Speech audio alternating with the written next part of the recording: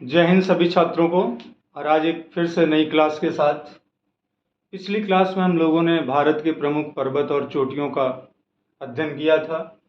इस क्लास में हम लोग थोड़ा सा भारत की प्रमुख झीलों के बारे में, जहाँ से काफ़ी एग्ज़ाम में प्रश्न अक्सर आते रहते हैं, यहाँ से लेते हैं। कुछ छात्रों ने कमेंट बॉक्स में दिया था, सर प्लीज़ इन प्रश्नों का जो है थोड़ा सा कन्फ्यूज़न हो जाता है, तो इस पर एक वीडियो मैं तुरंत डाल देता हूँ और तुरंत बना रहा हूँ आज ही। और चलिए फिलहाल हम लोग क्लास शुरू करते हैं। तो आज का टॉपिक होगा भारत की प्रमुख झीलें।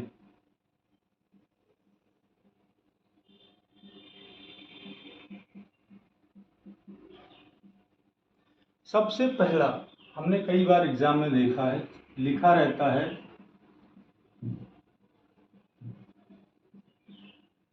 चिल्का झील। क्या क्या प्रश्न यहां से बन सकता है, देखते हैं। चिल्का झील पहला,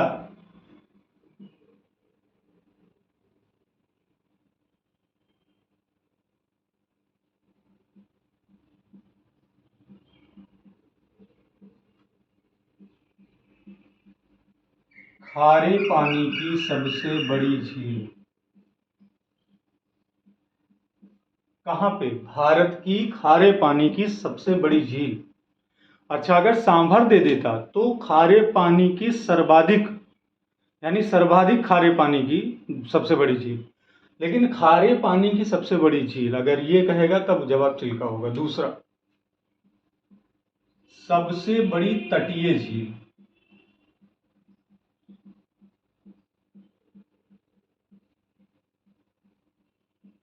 सबसे बड़ी तटीय झील।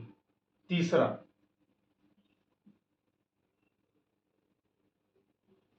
लोकेशन क्या है? उड़ीसा राज्य में है। उड़ीसा राज्य में स्थित है ये आपकी चिल्का झील, जहां से ये 3 प्रश्न संभावित आते ही आते हैं प्रश्न एग्जाम में। अगला देखते हैं। अगला है बूलर झील।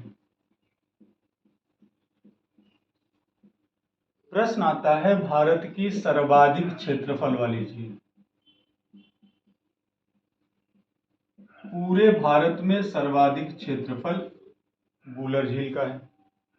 दूसरा प्रश्न ये आता है कि बूलर झील की खासियत क्या है? तो ये मीठे पानी की सबसे बड़ी झील है पूरे भारतवर्ष में। ठीक। तीसरा प्रश्न ये आता है कि इसकी लोकेशन क्या है? तो लोकेशन है इसकी जम्मू कश्मीर। ठीक। ये आपके झील से रिलेटेड 2 ये प्रश्न। अब प्रश्न आता है, अगला पॉइंट है आपका सांभर झील। और जहां सांभर झील का प्रश्न आया, तुरंत आपका उत्तर जाएगा सर्वाधिक लवणीय झील। दूसरा प्रश्न बनेगा सर्वाधिक खारे पानी की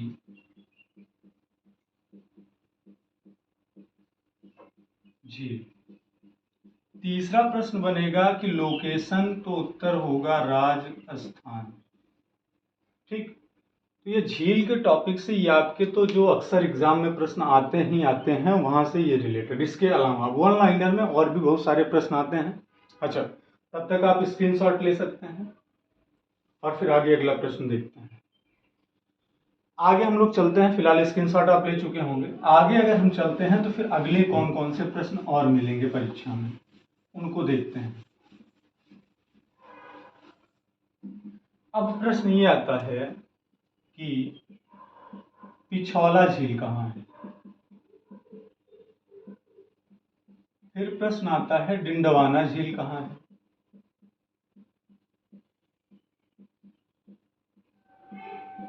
फिर प्रश्न आता है राजसमंद झील कहाँ है।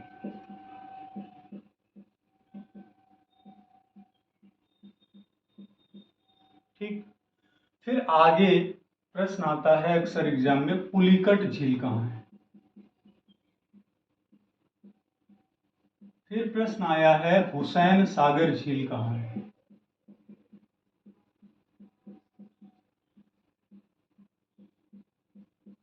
फिर प्रश्न आता है कोलेरू झील कहाँ है।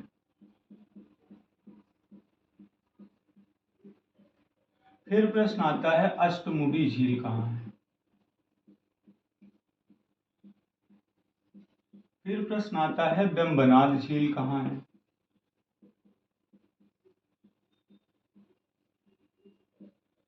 फिर प्रश्न आया है लोनार झील कहाँ है। फिर प्रश्न आया है सुर सरोवर झील कहाँ है।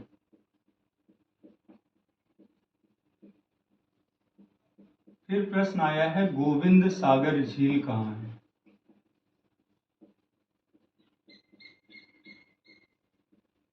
चलिए इन प्रश्नों का हम लोग उत्तर देख लेते हैं। पिछौला, डिंडवाना और राजसमंद तीनों प्रश्नों का जवाब होगा राजस्थान। पुलिकट तमिलनाडु और तेलंगाना। कैसी झील है? लैगून झील है।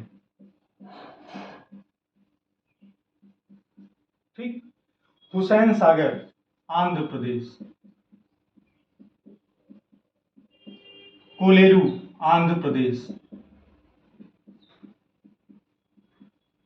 अच्छा, हुसैन सागर की थोड़ी सी एग्जैक्ट लोकेशन आप लोग चेक कर लेंगे कि उस आंध्र प्रदेश है या फिर तेलंगाना है।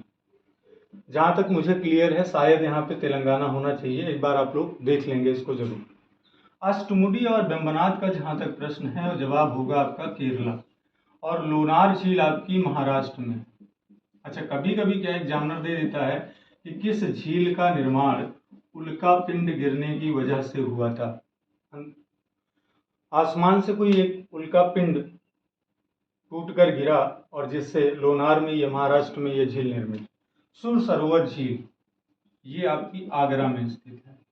और गोविंद सागर झील ये एक आर्टिफिशियल लेक है, यानी कृत्रिम झील जिसे कि इंसानों ने बनाया है, और ये आपकी हिमाचल प्रदेश में है। हिमाचल प्रदेश में स्थित है। तो अक्सर जो एग्जाम में हमारे प्रश्न पूछे जाते हैं झीलों से संबंधित भारत के अंतर्गत, कोशिश हमारी रही है कि इनमें से बाहर प्रश्न आपके नहीं जाने चाहिए। फिलहाल अगला वीडियो बहुत जल्द आपके सामने हम लेकर के आएंगे। अच्छा, कुछ छात्र हैं वो निराश हो रहे हैं, परीक्षा की तारीख होगा, हौसला बनाए रखिए। और मांझी तेरी कश्ती के तलबगार बहुत हैं, इस पार कुछ मगर, अभी जहां खड़े हो पेपर नहीं हुआ है तो लाइन थोड़ा गौर से सुनिएगा कि मांझी तेरी कश्ती के तलबगार बहुत हैं, इस पार कुछ मगर उस पार बहुत हैं, और जिस शहर में खोली है तूने शीशे की दुकान उस शहर में पत्थर के खरीदार बहुत हैं। तो जिस रास्ते पे आपने कदम रखा है वो एक साधारण इंसान के बस की बात नहीं है। इंडियन आर्मी मतलब एक असाधारण कोटि का पुरुष, एक असाधारण कोटि का बच्चा जो कि अपने जज्बे के साथ जो भूल जाता है कि प्यार क्या है, मोहब्बत क्या है, दीवानापन क्या है। सिर्फ एक माँ है, वो है धरती माँ, और एक धर्म है, वो है देश धर्म। इसके अलावा कुछ नहीं है मेरे छात्रों के पास, और यही तुम्हारी सबसे बड़ी ताकत है। लगे रहिए पूरे जोशों के साथ, होश हवास के साथ। वो दिन आएगा जो मन में, दिल में, दिमाग में तुम्हारे वो सपना सोते जागते उठते चल रहा है। फिलहाल सारी दुआएं ऊपर वाले की तरफ से, घर परिवार की तरफ से, सब आपके साथ लगे हुए हैं, बस आप करते रहिए। तो आज की क्लास यहीं समाप्त करते हैं, मिलते हैं अगले वीडियो में। बहुत सारे लोग ऐसे हैं जो चैनल को देख तो रहे हैं लेकिन सब्सक्राइब नहीं कर रहे हैं, तो मैं उम्मीद करूंगा कि वो देखने के साथ साथ सब्सक्राइब भी करें। बाकी आज की क्लास, जय हिंद, जय भारत।